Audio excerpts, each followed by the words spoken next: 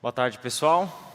Prazer estar aqui de volta com vocês, iniciando uma série, que vocês, como Escape, estão se dispondo a, durante esse mês, durante esse tempo que antecede a Páscoa, olhar um pouco para o livro de Êxodo.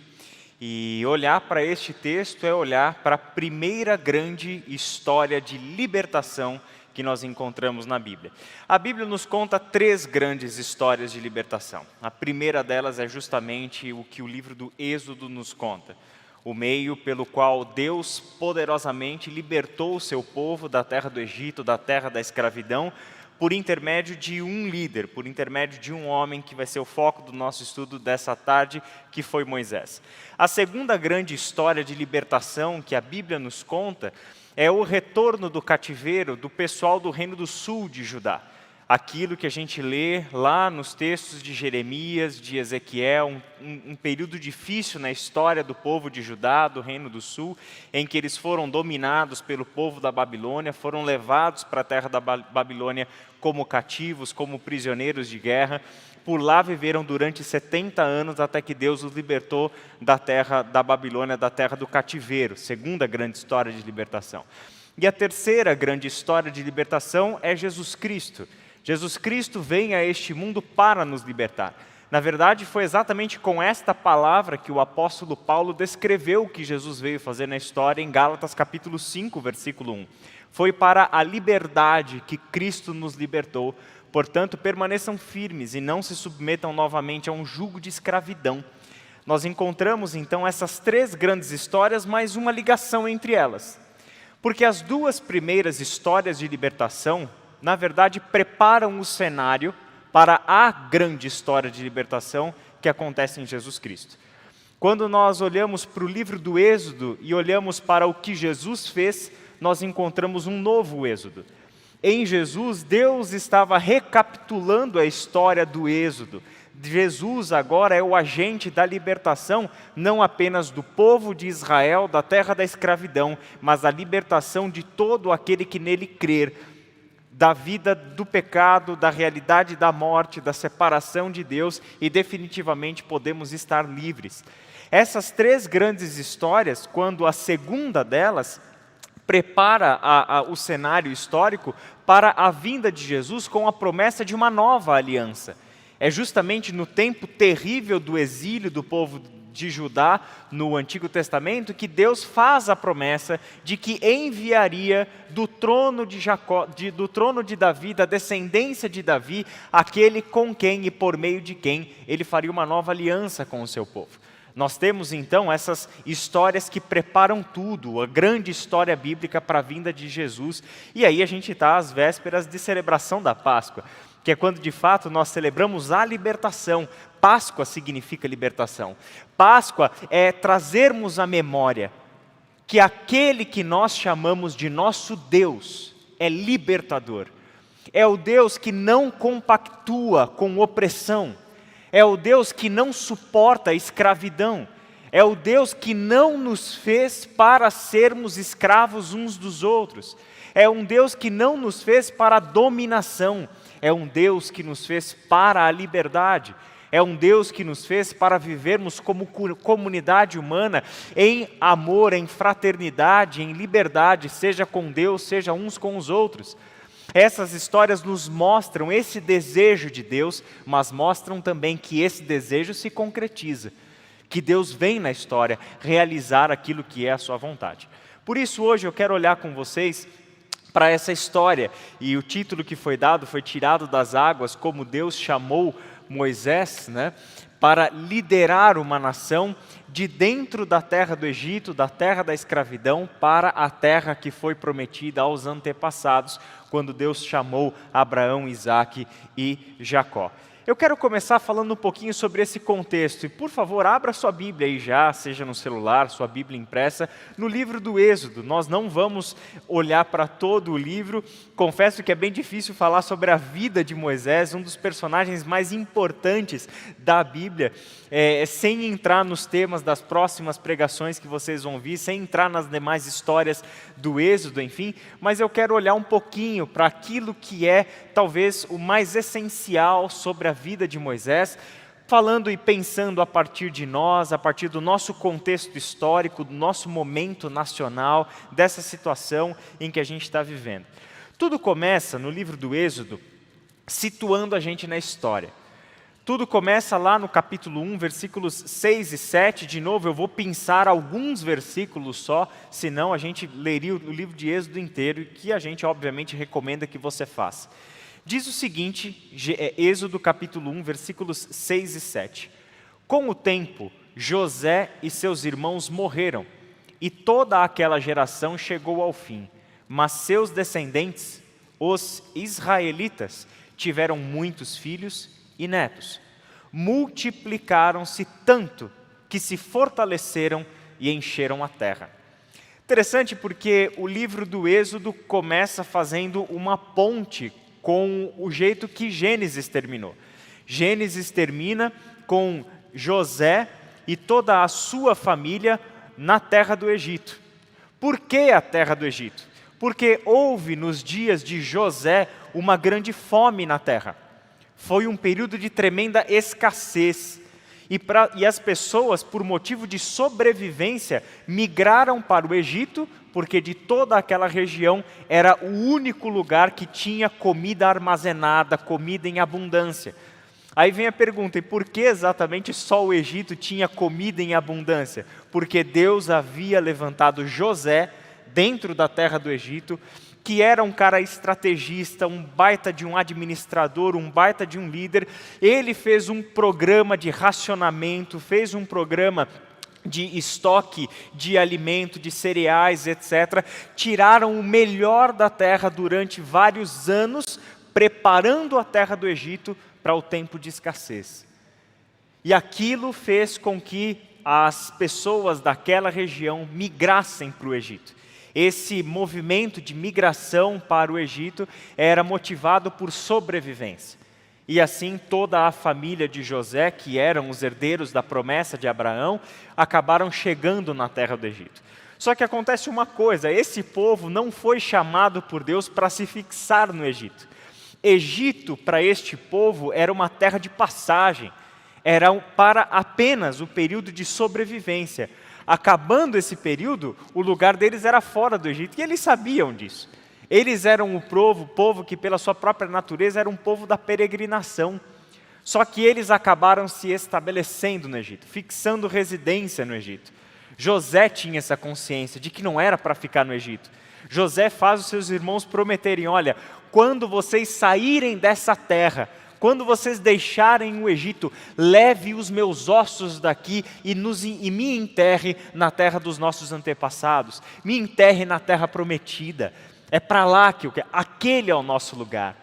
Mas o conforto foi fazendo com que esse povo fosse se fixando no Egito. E este conforto trouxe uma consequência muito grave. Por 400 anos, esse povo permanece no Egito. E em um determinado momento, a comida acaba. E quando a comida acaba, você tem que começar a gastar aquilo que você tem como propriedade para comprar mais comida. E assim, isso vai se tornando uma bola de neve para esse povo, que vai se fixando na região mais nobre do Egito, no delta do Nilo, por causa de José, e aquilo começa a se tornar caro. A terra do Egito tinha um sistema de manutenção muito peculiar, que era chamado de corveia. O que é corveia? É quando a estrutura estatal do Egito, liderada pelo faraó, exige o trabalho escravo da própria população. Então, quem são os homens e as mulheres que construíram os grandes monumentos do Egito, as grandes cidades, todos os projetos enormes da arquitetura egípcia e etc. A própria população do Egito pelo sistema da corveia. Eram os agricultores, os menos favorecidos, que eram exigidos, convocados pela nação para irem lá construir as obras que o faraó queria que fossem construídas. O povo de Israel entra nesse bolo. O povo de Israel é parte deste contingente que vive na terra do Egito, que agora é forçado a trabalhar para construir as cidades na terra do Egito. É exatamente o que a gente vê. A terra da sobrevivência vira para eles a terra da escravidão. Chegaram lá por uma questão de sobrevivência, mas chegam em Êxodo numa situação de escravidão. A terra da sobrevivência vira a terra da escravidão. Assim, os egípcios nomearam capatazes para dirigir o trabalho do povo. Sob opressão, os israelitas construíram Pitom e Ramsés, 2 cidades que serviram de centros de armazenamento para o faraó, as cidades celeiros do faraó. No faraó, na casa do faraó, na sua corte, para os seus oficiais, tem tudo do bom e do melhor. Mas quem é que sustenta essa estrutura? Quem faz com que a realeza egípcia continue sendo a realeza egípcia? Quem faz do Egito a grande e poderosa nação com todos os seus monumentos, arquiteturas e se dá o luxo de construir cidades cuja finalidade é armazenagem, é celeiro? É a população escrava pelo sistema da corvéia. Os israelitas estão debaixo disso. E é interessante a leitura que Êxodo faz dessa história. Isso não é natural, isso não é positivo, isso não é legal. Ele não concorda com o sistema. Não concorda com o sistema da forma como coloca, sob opressão. É debaixo de opressão, é contra a vontade, é violando os direitos do humano, sob opressão. É que este povo é obrigado a construir as cidades para o faraó. E aí a gente tem essa história de uma vida constantemente debaixo da ameaça. Ou seja, o que está ruim sempre tem espaço para ficar um pouco pior.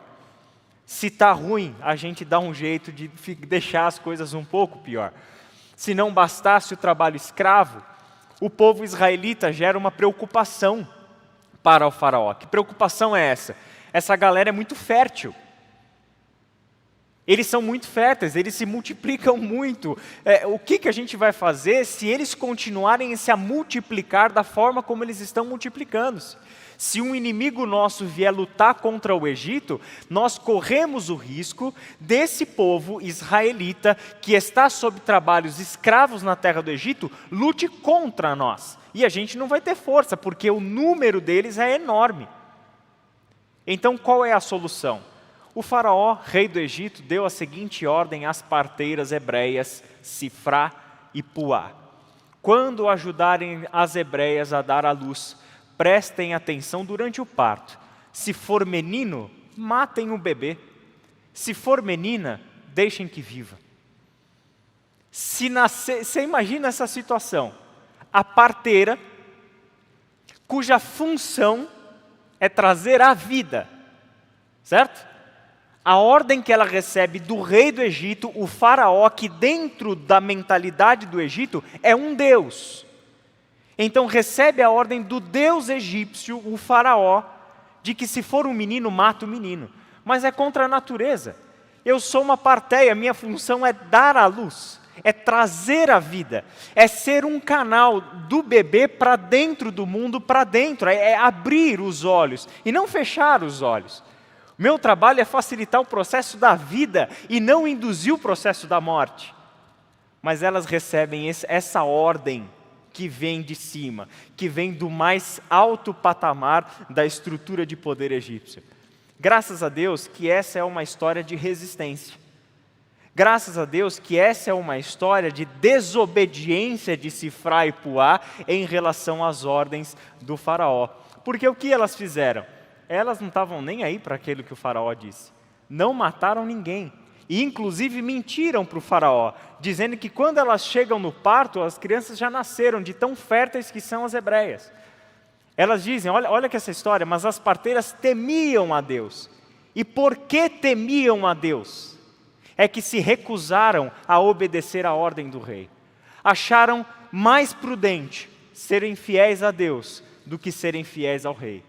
Acharam mais prudente serem fiéis a Deus do que serem fiéis ao rei. Por isso, elas deixaram os meninos viver. Que história linda.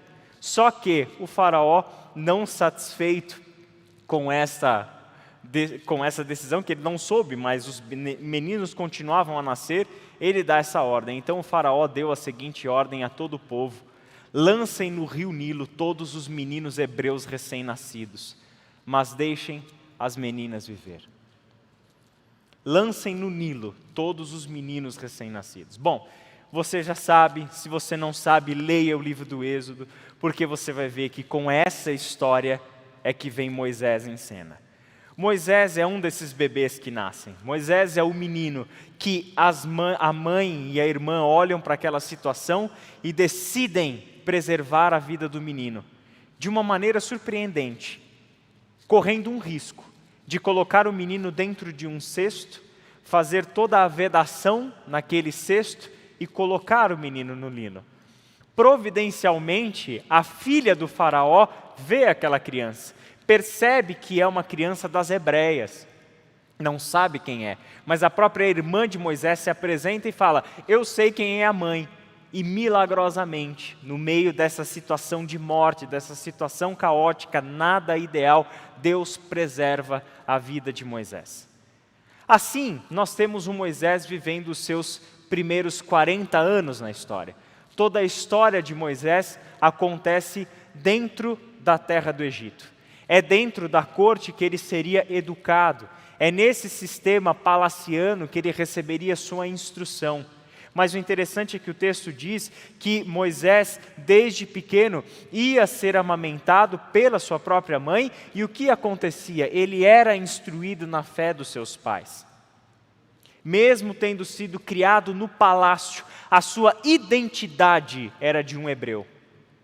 Foi preservada a identidade de alguém que pertence ao povo chamado por Deus, ao povo escolhido.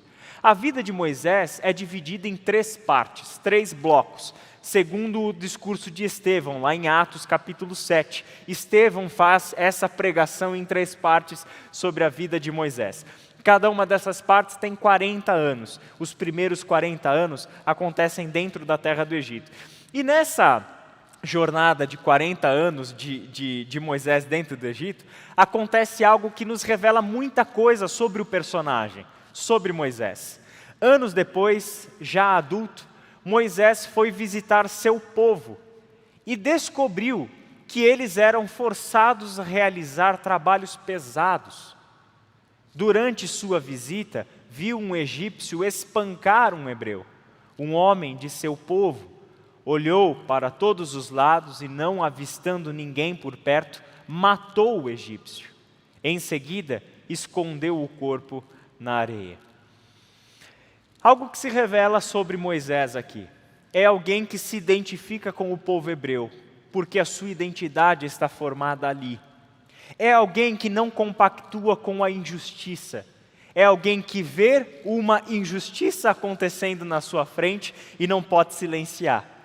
Eu estou vendo o sujeito maltratar alguém do meu povo, sangue do meu sangue, linhagem dos meus pais, e eu não vou permitir que isso aconteça. Eu não vou ficar em silêncio. E o que ele faz? Age com as próprias mãos. Vai lá, atua, vai para a ação, e quando vai para a ação, mata esse egípcio. Isso lhe custa caro. Olha que interessante como que Estevão falou sobre essa cena em Atos 7. Certo dia, estando Moisés com 40 anos, ou seja, final dessa fase egípcia de Moisés, resolveu visitar seus parentes, o povo de Israel. Ao ver um egípcio maltratando um israelita, defendeu o israelita e o vingou.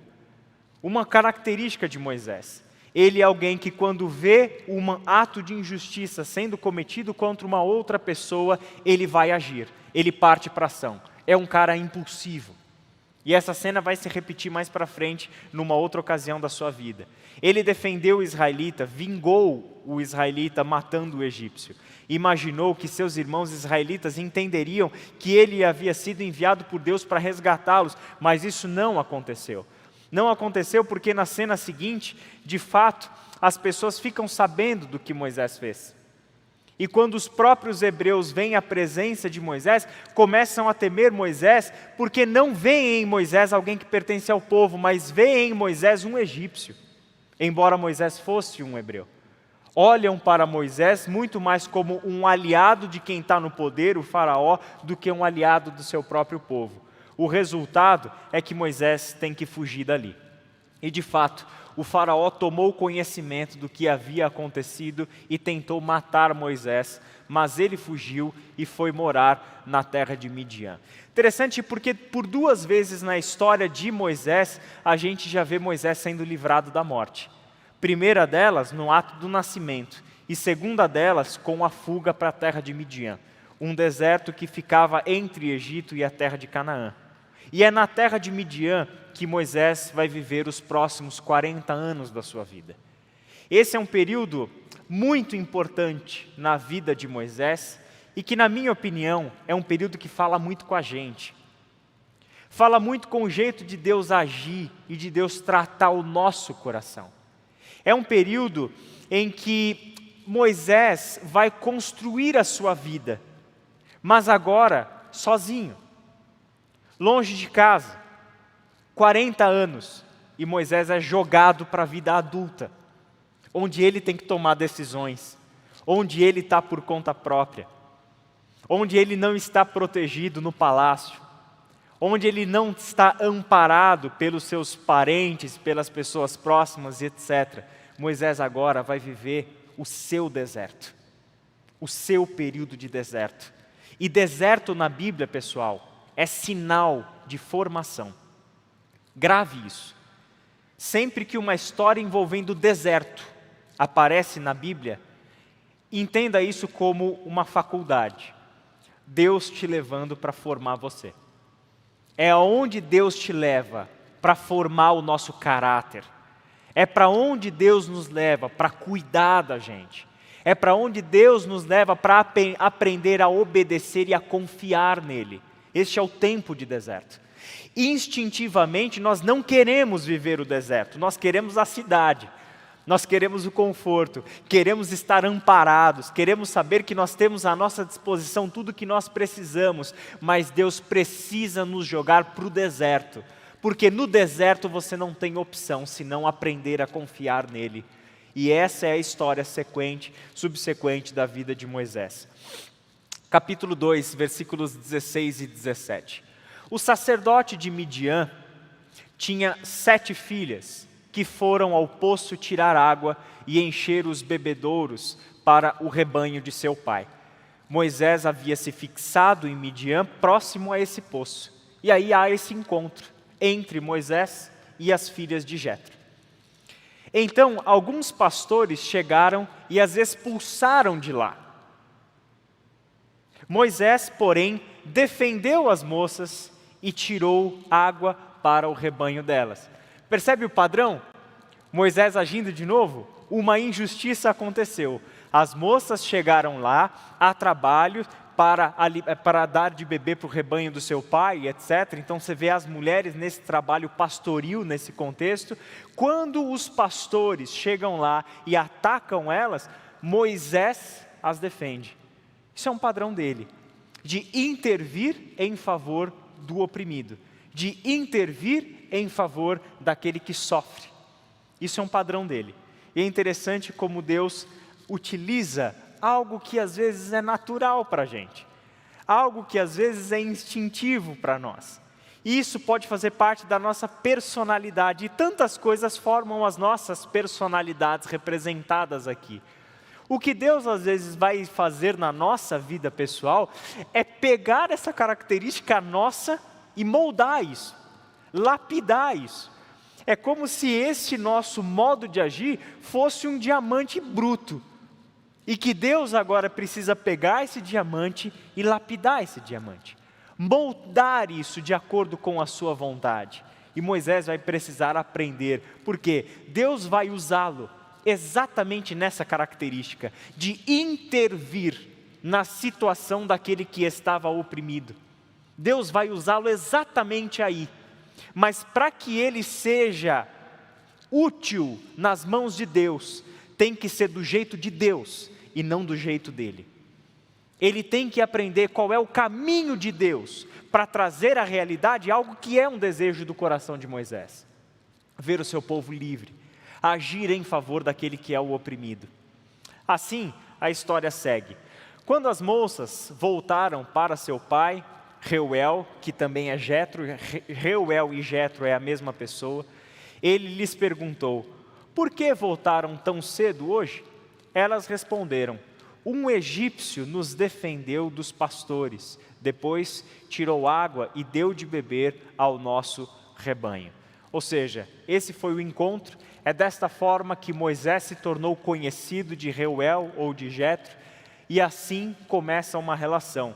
Depois de algum tempo, Reuel entregou sua filha Zípora em casamento a Moisés. Mais tarde, ela deu à luz um menino, a quem Moisés chamou de Gerson, pois disse: sou forasteiro em terra alheia. Essa é uma passagem fantástica, simbólica da vida de Moisés. Por quê? Porque ele é forasteiro em terra alheia, e é justamente para este fim que Deus chamou seu povo. Ele chamou o seu povo para ser peregrino em terra estranha. Ele chamou o seu povo para ser um povo andarilho, nômade, migrante, para estar em movimento rumo à terra prometida. E agora Moisés reconhece esta característica e batiza o seu filho com o nome de Gerson. Sou forasteiro em terra alheia. É a sua própria experiência de vida e o próprio chamado do povo de Deus. Depois de muitos anos, o rei do Egito morreu. Os israelitas, porém, continuavam a gemer sob o peso da escravidão. Clamaram por socorro, e seu clamor subiu até Deus. Presta atenção nas palavras que você acabou de ler. Este povo, que por tantos e tantos anos, por décadas, estava sofrendo debaixo das ordens do rei do Egito, sofrendo a dura realidade da escravidão. Este povo clamou a Deus, clamou por socorro, gritou por socorro. E Deus ouviu. E Deus ouviu o clamor do seu povo. O clamor subiu até Deus. Ele ouviu os gemidos e se lembrou da aliança que havia feito com Abraão, Isaque e Jacó. Olhou para os israelitas e percebeu sua necessidade. Olhou para os israelitas e percebeu a sua necessidade. Então o Senhor lhe disse: por certo, tenho visto a opressão do meu povo no Egito. Tenho ouvido seu clamor por causa de seus capatazes. Sei bem quanto eles têm sofrido. Por isso, desci para libertá-los do poder dos egípcios e levá-los do Egito a uma terra fértil e espaçosa. Deus ouve o nosso clamor. Deus está atento para as nossas necessidades. Você crê nisso? Você crê nisso? Então eu queria te convidar para um momento especial. Você tem aí uma almofada amarela, se você se sentir à vontade, eu gostaria de que a gente se ajoelhasse e tivesse um momento de oração. Fique à vontade, pode se ajoelhar, pode ficar sentado, pode ficar de pé. Mas eu queria que a gente praticasse o que a gente acabou de ler nesse texto. E depois a gente volta para a história. Praticasse o que a gente acabou de ouvir com fé, crendo que a nossa situação está sendo vista por Deus.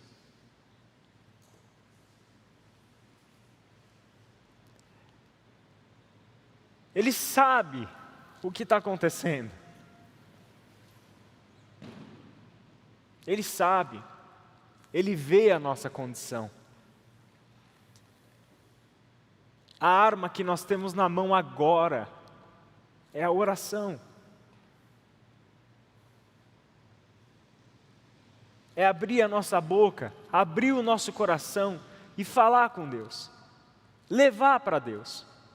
Unir o nosso coração ao coração de Deus, que é sensível à nossa situação, que é sensível ao que a gente está vivendo como nação, como mundo.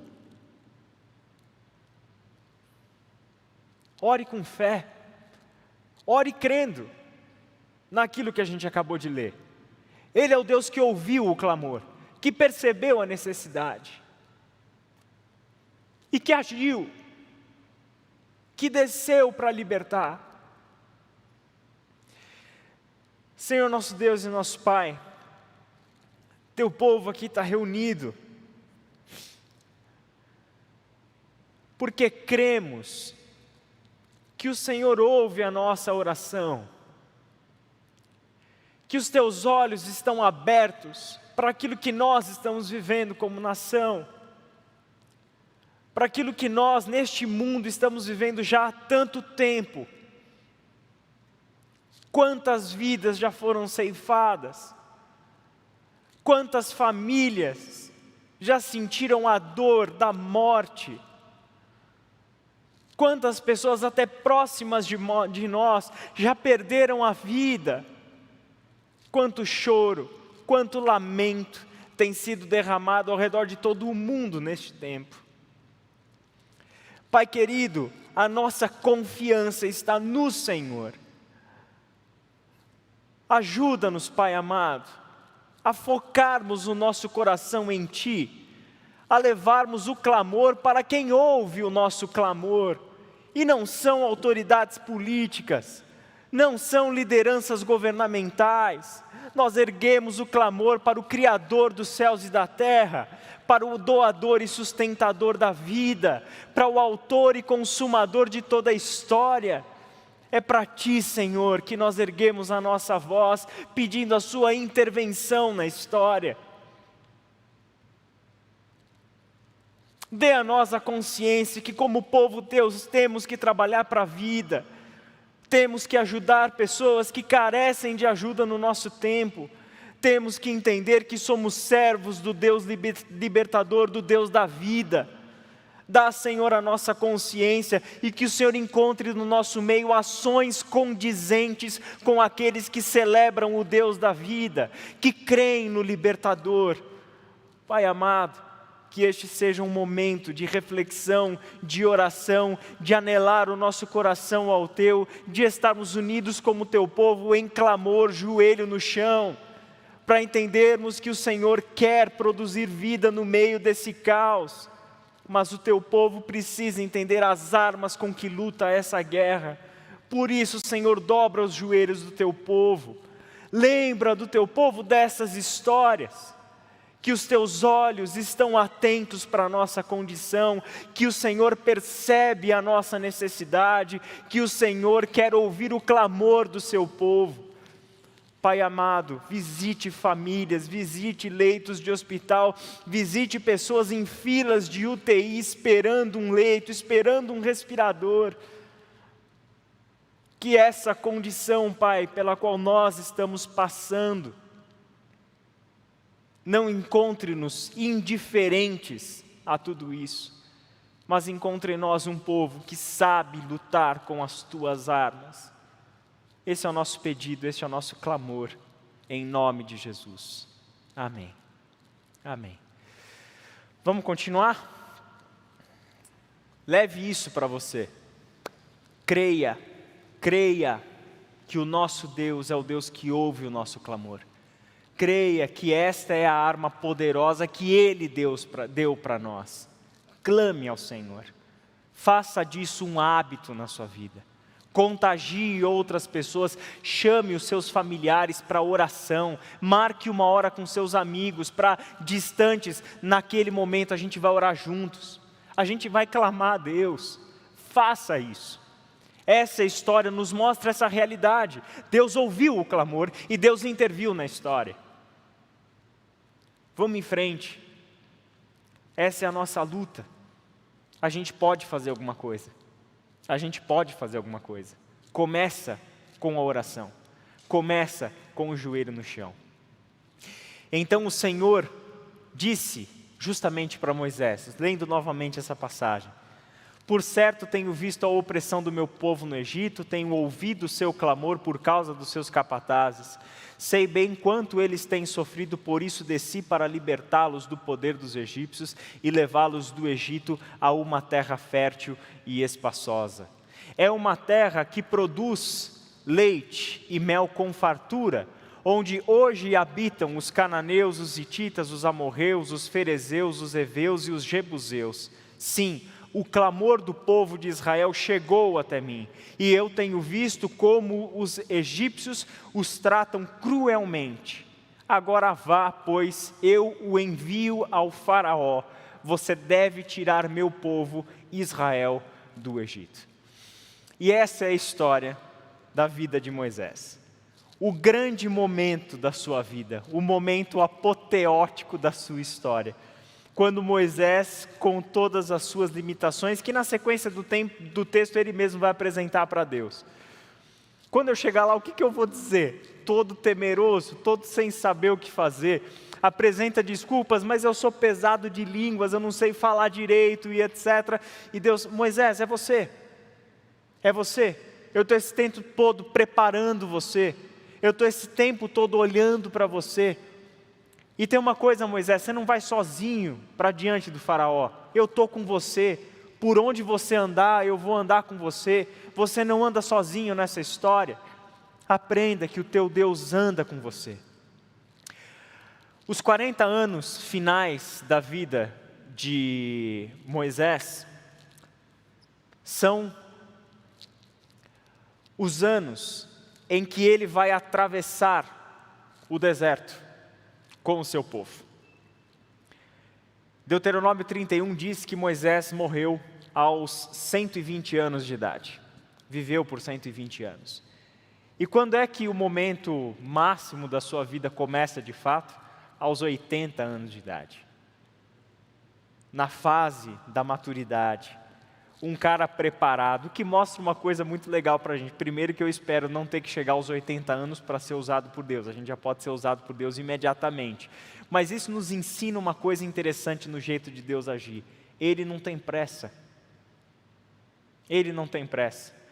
Com alguns de vocês eu já conversei sobre esse tema, que já trouxeram questões pessoais sobre, às vezes, a ansiedade de querer se colocar a serviço de Deus, de trabalhar, de agir, de ir para o campo missionário, de ir para o ministério, e aquela ansiedade, e às vezes o meu trabalho é simplesmente dizer, vai acontecer, só tenha paciência.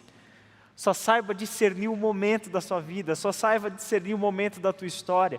Saiba que este é o momento, assim como Deus fez com os grandes homens e mulheres do passado. Ele precisa preparar teu coração. Ele precisa trabalhar em você primeiro.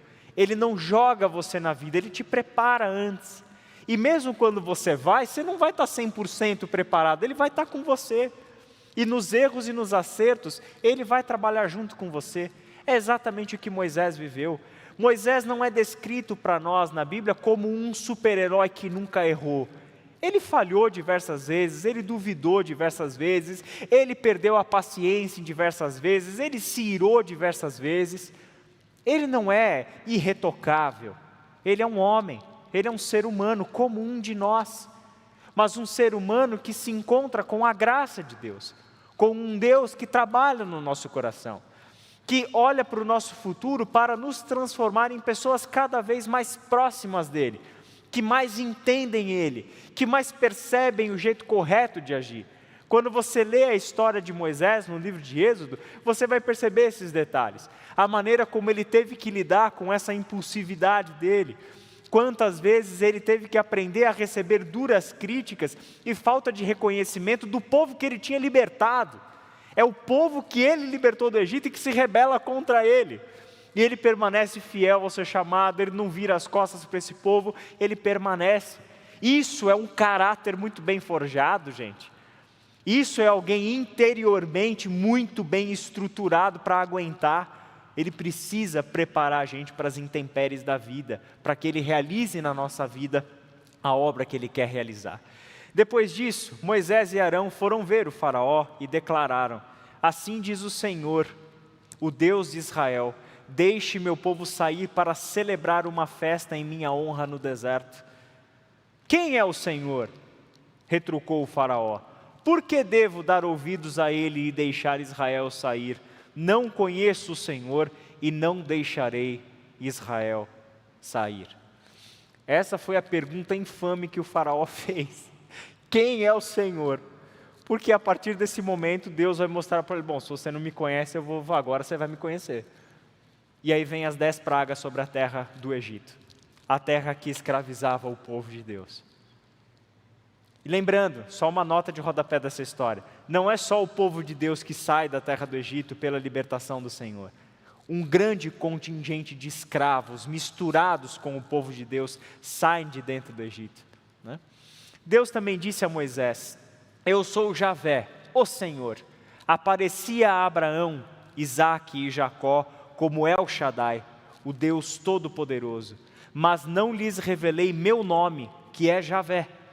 Estabeleci com eles a minha aliança, mediante a qual prometi lhes dar a terra de Canaã, onde viviam como estrangeiros. Isso é uma marca na revelação de Deus na história da humanidade. A Moisés e a este povo deste tempo, o povo que vivia as duras penas da escravidão, libertada por Deus, conhece Deus de um jeito que os pais Abraão, Isaque e Jacó não tinham conhecido.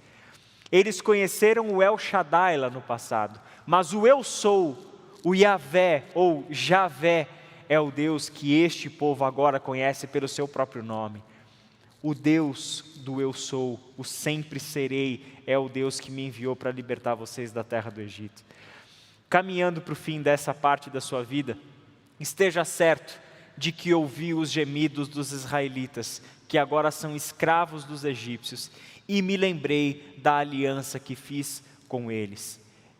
Então o Senhor deu ao povo todas estas palavras, eu sou o Senhor, seu Deus, que o libertou da terra do Egito, onde você era escravo. Esses dois textos mostram o que aconteceu entre uma história e outra. Tudo começa com Deus ouvindo o clamor do seu povo, chamando Moisés e enviando Moisés para uma missão. E vale lembrar o seguinte, se não é Deus com Moisés, ele jamais teria libertado ninguém da terra do Egito. Ele teria tentado fazer do jeito dele, matando gente provavelmente, tentando agir aos trancos e barrancos, mas ele entendeu que o poder para agir vem de Deus, que a visão sobre o que tem que acontecer vem de Deus. O que coube a Moisés é esse discernimento e agir segundo o plano de Deus. O impulso para libertar já estava em Moisés, mas o poder para libertar do jeito certo e possível estava em Deus. E Deus concedeu isso a Moisés. Por isso a gente leu no capítulo 6 essa promessa.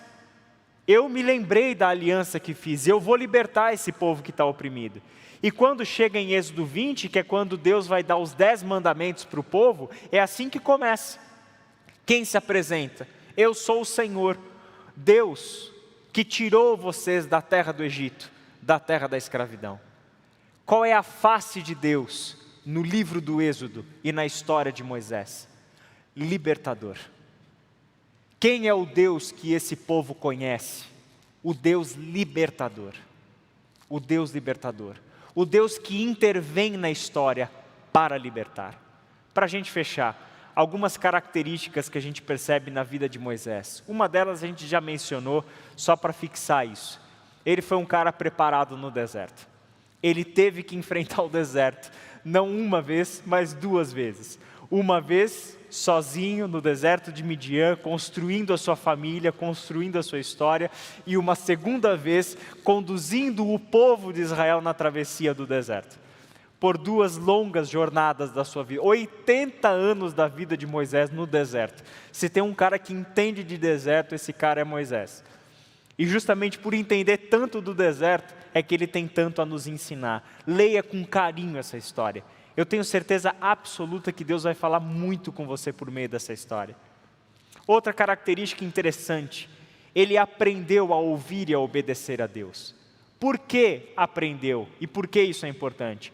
Porque ouvir a Deus e obedecer a Deus não é natural para nós. Não é natural. Não se esqueça que a humanidade, por causa do pecado, está em rebelião contra Deus. Por isso que ouvir Deus e obedecer Deus não é natural. Se trata de um aprendizado. Se trata de Deus trazer a gente para perto dele, exigir de nós algumas ações práticas de confiança e de obediência, para que essa realidade se torne realidade na nossa vida. Moisés aprendeu a ouvir e a obedecer a Deus. Ele aprendeu que a justiça vem de Deus. Ele aprendeu de uma forma muito clara, experimentado mesmo, aquilo que Tiago escreveu na primeira carta: a ira dos homens não produz a justiça de Deus. Nós podemos nos irar e querer agir de acordo com o nosso senso de justiça e do nosso próprio jeito. Mas a história de Moisés, assim como a carta de Tiago, nos ensinam que a ira dos homens, a ira dos humanos contra os humanos, não vai produzir justiça de Deus. Nós precisamos aprender a justiça de Deus, assimilar a justiça de Deus e viver segundo a justiça de Deus. Moisés aprendeu isso ao longo da sua vida. Ele aprendeu a liderar com excelência. Moisés se torna o maior referencial de liderança de toda a Bíblia. Fantástico isso. O poder de Moisés para liderar, para conduzir o povo é maravilhoso. Por isso mesmo, ele se torna essa liderança exemplar. Ele foi o legislador. Olha a importância de Moisés para a história bíblica. A gente conhece a lei de Deus revelada ao povo de Israel no Antigo Testamento como lei mosaica. Leva o nome do sujeito. Ele é o sujeito por meio de quem Deus revelou para o seu povo a sua lei.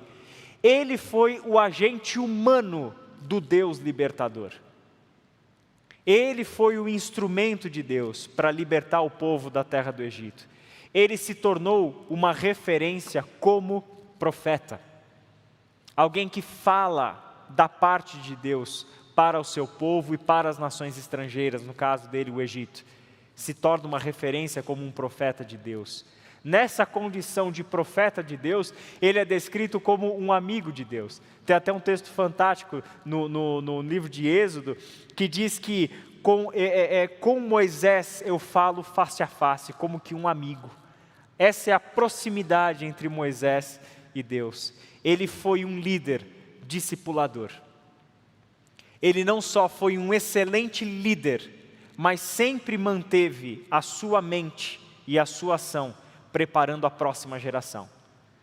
Quando Moisés morre, Josué está pronto para assumir e conduzir o povo para dentro da terra de Canaã. Ao longo da sua vida, ele não só exerceu o seu trabalho, mas tudo o que ele fez preparando outros para dar sequência àquilo que ele haveria de, como povo de Deus, viver na sequência que era a entrada e tomada da terra prometida. Em Mateus 17, de 1 a 3, a gente tem um testemunho legal sobre Moisés, um texto curioso. 6 dias depois, Jesus levou consigo Pedro e os 2 irmãos, Tiago e João, até um monte alto. Enquanto os 3 observavam, a aparência de Jesus foi transformada, de tal modo que seu rosto brilhava como o sol e suas roupas se tornaram brancas como a luz. De repente, Moisés e Elias apareceram e começaram a falar com Jesus. Mas um dia tranquilo na vida de Jesus, uma cena natural, né? Uma coisa que a gente vê, né? O tempo todo, 2 sujeitos, né? de mais de 1000 anos atrás, que de repente no alto do monte aparece. Diz que os discípulos ficaram tão sem chão ao ver essa cena, que eles bolaram um plano maravilhoso de armar 3 barracas, uma para Jesus, uma para Elias e uma para Moisés, sem saber o que fazer com essa situação. O que aconteceu aqui? Uma janela da eternidade se abriu.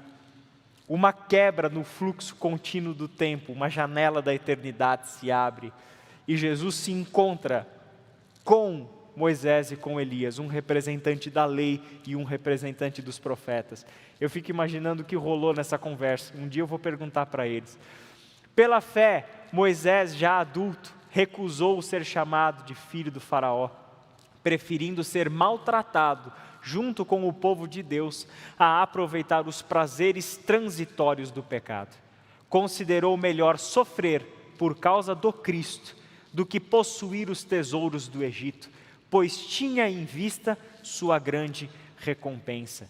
Pela fé, saiu do Egito sem medo da ira do rei e prosseguiu sem vacilar, como quem vê aquele que é invisível.